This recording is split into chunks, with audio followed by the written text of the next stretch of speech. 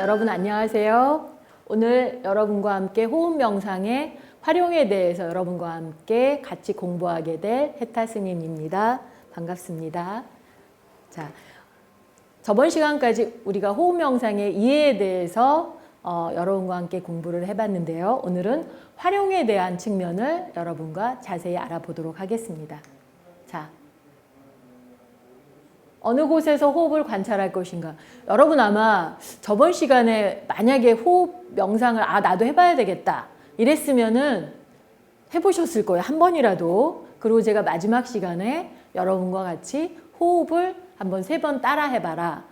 호흡에 집중해보자. 이렇게 말씀을 드렸는데, 자, 그러면 어디에서 무조건 따라다니는 것인지 아니면 어디에다가 정해놓고 할 것인지 이것도 자세히 기록이 되어 있습니다. 방법 중에 가장 중요한 방법인데요.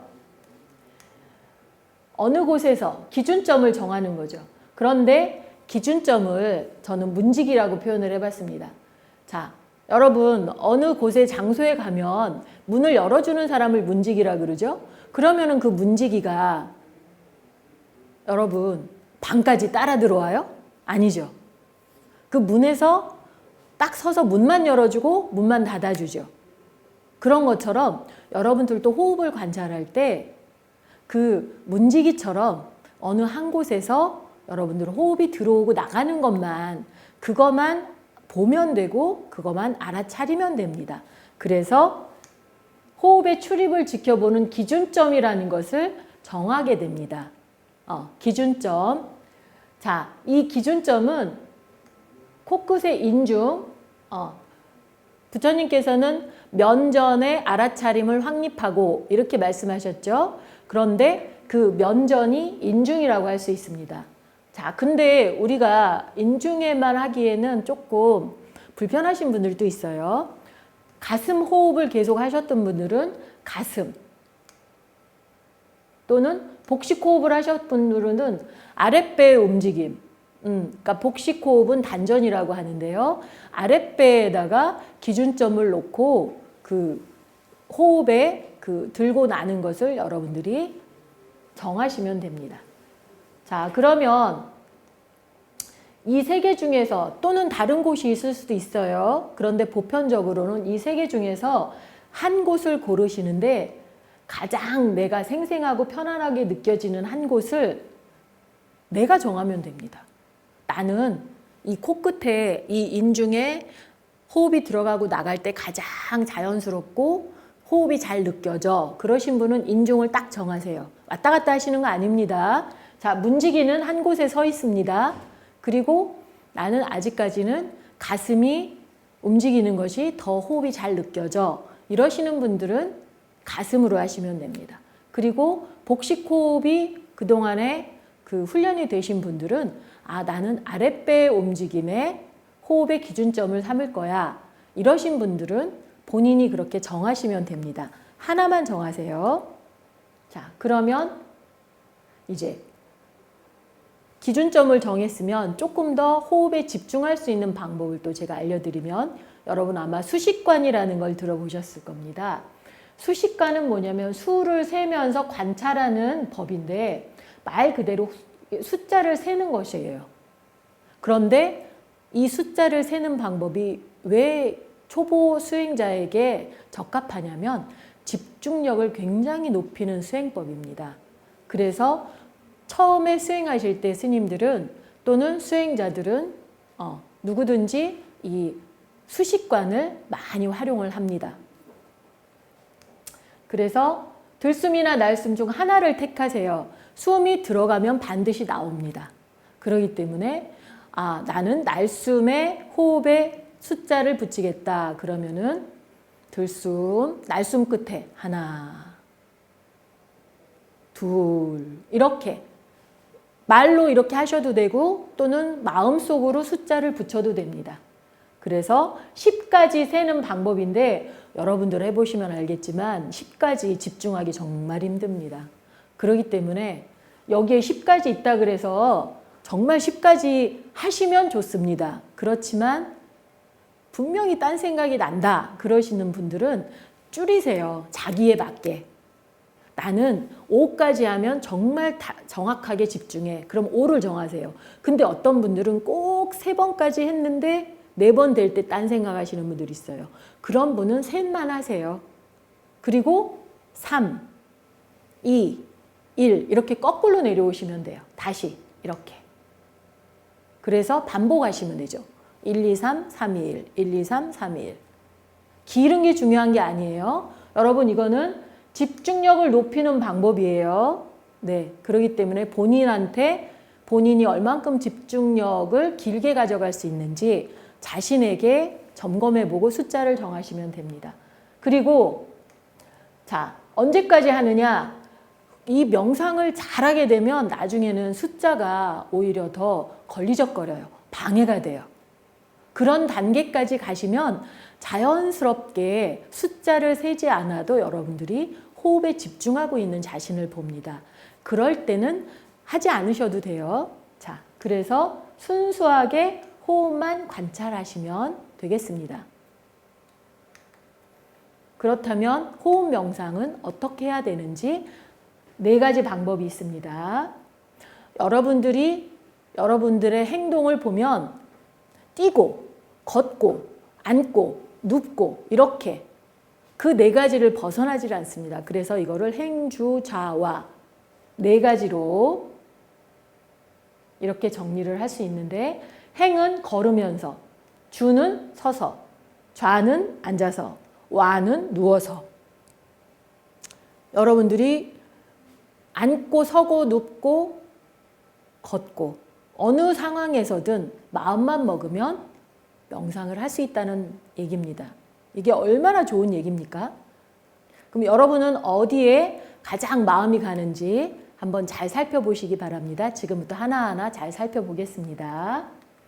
우선 걸으면서, 이 걸으면서 하는 명상법은 왜 좋냐면 장소가 상관이 없어요. 무조건 일상의 걸음마다 자기가 수행할 수가 있습니다. 그리고 자, 여기서부터 여기까지는 여러분들이 읽어보시면 돼요. 그리고 아마 저하고 다음에 만날 때 어떻게 이 글로 써놓은 것보다는 내가 직접 체험하는 것이 좋기 때문에 그때 여러분들이 직접 체험하실 수 있도록 제가 다 프로그램을 준비를 해놨습니다. 그러니까 이런 방법이 있구나라는 것만 이번 시간에서는 여러분들이 아시고요. 자, 여기서 중요한 거는 뭐냐면 걸음걸이와 호흡이 일치하도록 해야 됩니다. 아무리 성격이 급한 사람도 걸음과 호흡이 하나가 돼야 됩니다. 그래서 그 걸음과 호흡이 하나가 될 때 굉장한 집중력을 발휘할 수가 있고 또 여러분의 그 몸 상태도 점검할 수 있는 그런 그 걷기 명상이라고 할 수가 있습니다. 여러분들 걷기 명상이라고 많이 들어보셨을 겁니다. 자, 이 걷기 명상하는 방법이고요. 그리고 부처님께서도 이 행선을 하면 어디가 좋은지 이거를 따로 설명을 해 놓으셨더라고요. 자, 이걸 한번 살펴보겠습니다. 5가지 점에서 유익하다, 유용하다. 첫 번째, 여행하는 것, 걷는 것을 잘 견딜 수 있다. 인도에서는 많이 걸어 다녀야 되죠. 여러분들도 인도 가보셨으면 아시겠지만. 그래서 그냥 걷는 게 아니라 걷기 명상을 하면서 하게 되면 걷는 것 자체도 잘 견딜 수가 있습니다. 그리고 힘든 일을 잘 참아낼 수가 있습니다. 끈기가 생기고 인내력이 생긴다는 거죠. 그리고 무엇을 먹고 마시든 소화가 잘 됩니다. 여러분들 그 소화 안 되면 막 걸으시잖아요. 막 손 이렇게 하시면서 그렇고 나면은 몸과 마음이 가뿐해지고 소화가 잘 되시죠. 부처님도 미리 말씀을 해놓으셨어요. 소화가 잘 된다. 뭘 먹든지 뭘 마시든지. 그래서 병에 걸리지 않고 건강하다. 이런 말씀을 또 해놓으셨고 마지막으로 행선을 통해서 얻은 산매는 오래 지속된다. 그러니까 다른 그런 명상법보다 행선을 통해서 행선을 하게 되면 여러분들이 움직이면서도 다 수행하실 수가 있다는 얘기죠. 그렇기 때문에 이 산매가 어느 것보다도 오래 지속된다고 부처님께서 이렇게 5가지 유용한 점을 말씀을 해 놓으셨습니다. 자, 그 다음에 이제 서서 호흡 명상하기. 이거는 마찬가지로 이제 걸었으면은 서겠죠. 서 있을 때도 우리가 명상할 수 있는 방법을 이렇게 설명을 해 놨습니다. 자, 근데 여기에서 유의할 점은 뭐냐면, 몸은 한 몸이지만 왼쪽, 오른쪽이 다 나눠 있어요. 그렇기 때문에 여러분들도 본인이 아마 한쪽으로 이렇게 치우치신 것을 때로는 많이 느끼실 거예요. 왼쪽 무릎이 아프든지, 오른쪽 무릎이 아프든지, 왼쪽 어깨가 아프든지, 아니면 오른쪽 어깨가 아프든지, 이렇게 다 조금씩은 한쪽으로 좀 치우쳐져 있는 게 우리의 현실입니다. 그런데 서서 호흡 명상 하실 때는 몸의 무게가 한쪽으로 치우치지 않도록 유의하는 것이 가장 중요합니다. 그러기 위해서는 여러분들이 자리에 쓸 때 다리를 내가 나무가 된 것처럼 바닥에 힘을 꽉 주고 이렇게 쓰신 상태에서 호흡 명상을 하시면 그 별 탈 없이 하실 수가 있습니다. 그리고 이제 제가 여기까지 적어 놓은 것은 이제 일반적으로 하실 수 있는 서서 하는 호흡 명상법이고, 마지막으로 적어 놓은 것은 손을 이용해서 하는 호흡 명상법이에요. 자, 이제 제가 여기까지 그 그림이 나오는지는 모르겠어요. 자, 그러면 이제 여러분들이 자기 배꼽에 있는 아랫배에다가 손을 두시고, 숨이 들어가면 배가 커지겠죠. 손을 벌리는 거예요. 숨이 나가면 배가 줄어들겠죠. 그래서 자기 호흡 크기만큼 손을 벌렸다가 줄였다가 들숨, 날숨, 들숨, 날숨, 이렇게 손을 이용해서 하시게 되면 조금 더 집중을 하실 수가 있습니다. 앞 시간에 봤던 그 수식관처럼 손에 집중하게 되면 여러분들이 그 호흡 명상할 때 좀 더 도움을 받으실 수가 있습니다. 그런데 여러분들이 유의하실 점은, 밖에서 이제 다른 사람과 같이 전혀 모르는 사람과 같이 호흡 명상을 한다고 이렇게 자꾸 손을 이용하시면 사람들이 좀 다른 생각을 할 수도 있겠죠. 그러니까 저는 이 방법은 여러분들이 실내에서만, 집안에서만 하시면 훨씬 더 여러분들을 수행하실 때 도움이 된다는 생각을 해서 제가 한번 적어 놔봤습니다. 자, 그 다음에 이제 앉아서 호흡 명상하기는 우리가 아마 2번째 시간에 그 자세에 대해서, 좌선 자세에 대해서 말할 때 제가 자세히 말씀드렸습니다. 이걸 한번 그때 했던 거랑 똑같기 때문에 그대로 읽어보시면 됩니다. 자, 손을 두는 방법에 대해서는 어떤 분들이 이걸 굉장히 많이 물어보세요. 그러면은 지금 1번의 방법은 이렇게 하는 거죠. 그리고 2번의 방법은 무릎에다가 한 손, 오른손은 내 무릎에 놓고 왼손은 하늘을 보게 하고, 이거 바꿔도 됩니다. 자, 그리고 3번의 방법은 그대로 무릎에 내 손을 자연스럽게 놓는 거죠. 자, 그리고 모든 방법은 다 훌륭합니다. 그렇기 때문에 여러분들이 내가 제일 편안하고 제일 했을 때 안정적인 것, 그 방법을 찾으면 되는데, 1번의 방법을 하면은 괴로운 감정들을 억제하는 에너지를 내게 한대요. 그렇기 때문에 나는 괴로운 감정, 막 자꾸 많은 생각들이 일어나고 괜히 그것 때문에 시간이 공부하는 시간보다는 엉뚱한 생각을 많이 한다 하시는 분들은 1번의 방법을 하세요. 그리고 나는 그래도 괴로운 생각보다는 내가 공부를 더 잘하고 에너지를 한 곳으로 모으고 싶다 그러는 분들은 2번의 방법대로 하면 됩니다. 그리고 아무것도 괜찮다 그러시는 분들은 그냥 무릎에다가 손을 올려놓고 하는 방법도 괜찮은 방법이 될 수가 있겠습니다. 자, 그리고 마지막으로 누워서 하는 호흡 명상. 여러분들 주무시기 전에 이걸 하면 아주 좋습니다. 그리고 이것을 저희가 이제 몸느낌 검색, 바디 스캔을 할 때도 흔히 이렇게 누워서 하는 호흡 명상법을 이용을 합니다. 자, 방법적으로 보면 바닥에 베개를 베지 말고 반드시 누우셔야 돼요. 베개를 비게 되면 베개 높이에 따라서 그 목과 이 머리가 불편할 수가 있습니다. 그렇기 때문에 베개를 베지 말고 반드시 눕는데 바닥은 좀 폭신폭신하게 요나 방석을 깔고 하시는 것이 좋습니다. 그리고 다리는 살짝 벌려서 발가락이 이렇게 밖을 향하게 이렇게 하시는 게 좋고요. 그리고 모든 근육이 바닥에 가라앉는 느낌으로 아주 편안하게 어느 한 곳도 불편한 곳이 없게 편안하게 여러분들이 진행을 하시면 됩니다. 그리고 이제 그 주무시기 전에 하시게 되면 혹시 잠을 좀 잘 못 잔다 또는 잠을 자더라도 항상 피곤하다 또는 잠을 깊게 드는 것 같은데 또 깨고 이렇게 숙면을 취하지 못하시는 분들이 의외로 굉장히 많으시더라고요.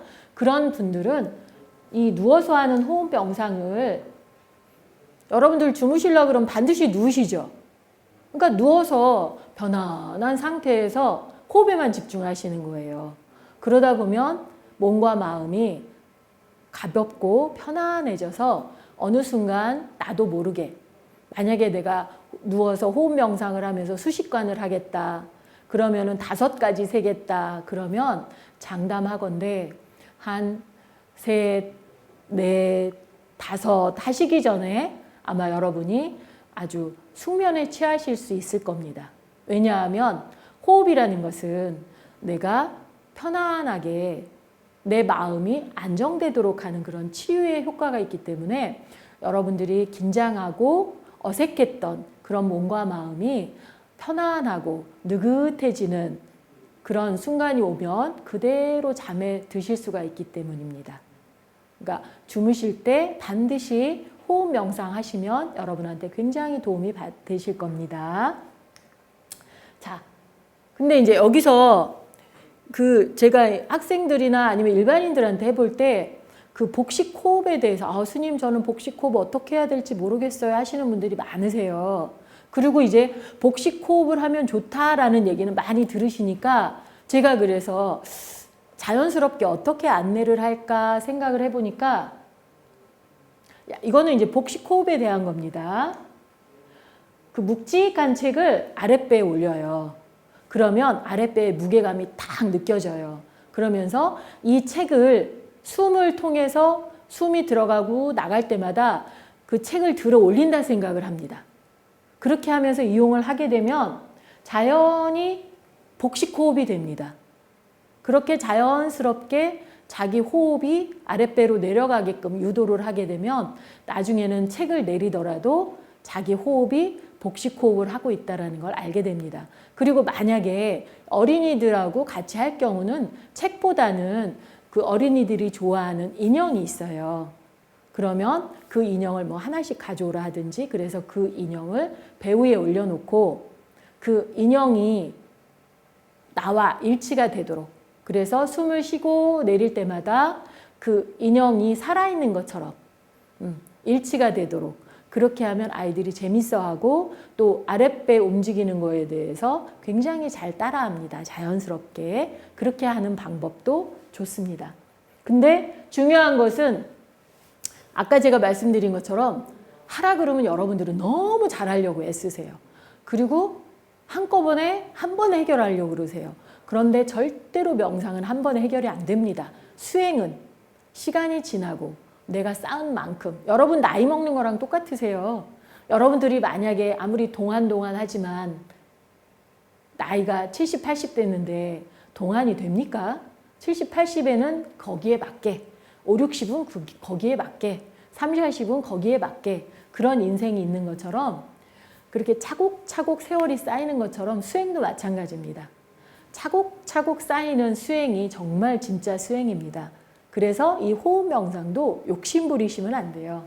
무리하게 길게 하려고 애쓰지 말고 자연스럽게 편안하게 여러분들 지금 숨 쉬는 거를 잘 하려고 애써 보세요. 10번도 못 쉬어요. 힘들어서. 그러면 힘들다 그래서 내가 숨 안 쉴 거야. 이러면 여러분은 죽어요. 큰일 나겠죠. 그렇기 때문에 호흡 명상은 가장 중요한 게 편안하게 자연스럽게 집중하는 것이 가장 중요합니다. 제가 이 점을 자꾸 강조하는 건 이런 분들이 꼭 많이 계세요. 그렇기 때문에 제가 자꾸 말을 여러 번 강조를 하는 겁니다, 여러분. 저번에 했는데 또 하네? 이런 거는 여러분들이 자꾸 그런 행동을 하시기 때문이에요.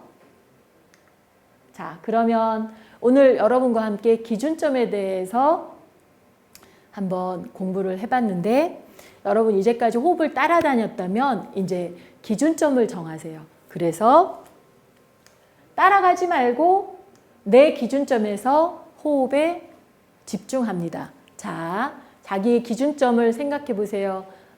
우리 저번 시간에 했던 것처럼 호흡에 이제는 기준점을 정하고 저는 기준점이 코끝입니다. 자, 여러분은 어디인지 한번 정해 보세요. 그리고 책상에 볼펜 내려놓으시고 그리고 반듯하게 허리는 피시고 자, 그 상태에서 눈을 감아도 좋고 아니면은 반쯤 이렇게 떠서 앞에 시선을 툭 내려드려도 됩니다. 그 상태에서 숨이 들어가고 기준점에 집중하세요. 문지기가 되세요. 나가고 들숨 날숨 한 번 더 들숨 날숨.